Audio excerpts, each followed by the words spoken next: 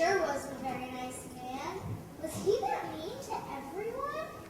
Ebenezer Scrooge wasn't a kind person to be around or work for. But who would work for anyone so mean? There were a few jobs available then for poor people.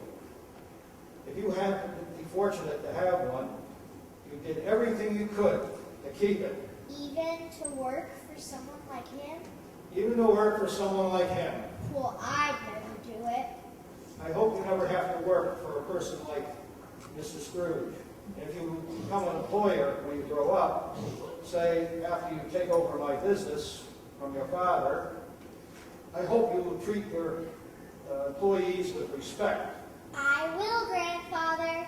I'm sure you will, Tessa. But if he was so mean to everyone, who helped him? I shall continue with the story.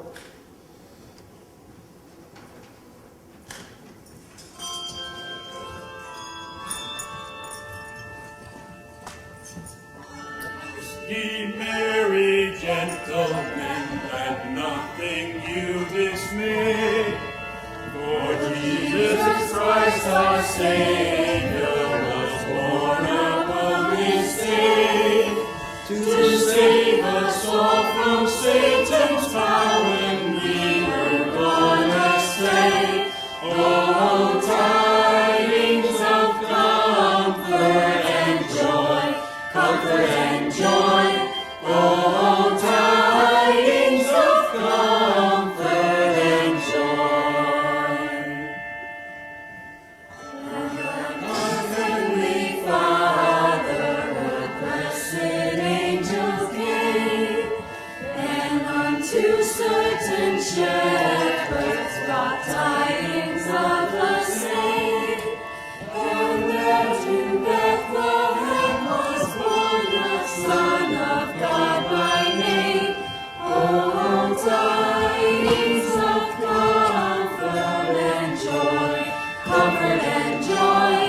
Oh, tidings of comfort and joy. The shepherds at these tidings rejoiced much in mind, and left their flocks of feeding in tempest, storm, and wind, and went to Bethlehem straightway the blessed babe to find. Oh, tidings of comfort and joy, comfort and joy.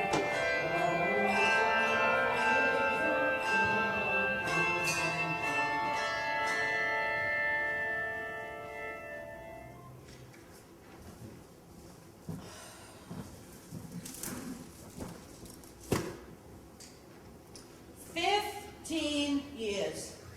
15 years I've been cooking and cleaning for the unpleasant bum. And for what? A squat 5-spot that wouldn't fatten a sewer rat. Ever a nice job polishing the silver, Mrs. Dilber? No. Ever a wonderful stew? By the way, your biscuits were marvelous, Mrs. Dilber. Well, heaven forbid that would ever happen. I don't think my heart could take the strain of it.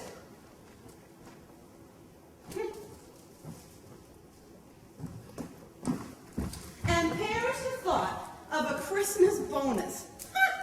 The only bonus I get is to have him a warm bowl of oats ready for his Christmas breakfast. Well, if it wasn't for my 8 grubby mouths to feed, and a husband that thinks a pint of ale is better than a job, I'd tell Mr. Scrooge what he could do with his stew and biscuits. Good morning, Mr. Scrooge. Of course I climbed under your bed, Mr. Scrooge. Ooh.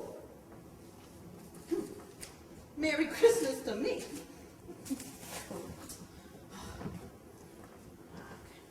And now here it is, the 24th of December, the night of our dear Lord and Savior's birth.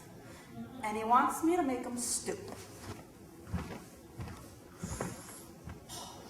And a nice hearty beef stew on my nightstand for when I retire, Mrs. Dilber.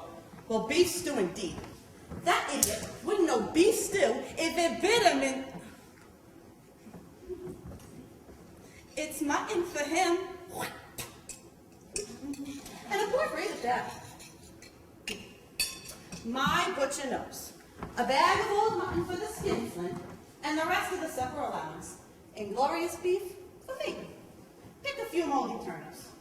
Scrape up some mealy flour left behind at the market, and the old grouse supper's complete.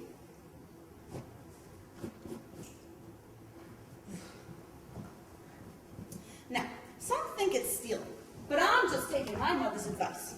The very advice she gave me when she got old Scrooge to hire me. She said, now he's a rich one. They're the worst kind to work for. Never a thank you, never a bonus or a wage increase. But don't you worry about that. You just take care of yourself. Those rich folks have so much, they never know if some goes missing on occasion. Take care of myself, I have. Some beef here, a sugar times there, and my baby's mouths are fed. And as for my Christmas bonus. Mrs. Dillwyn, I'm home, and I expect my stew on my nightstand while I freshen up from the day. Oh, Horse Feathers, he's home, and me without his dinner.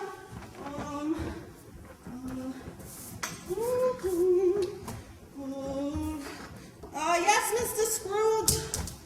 Your dinner will be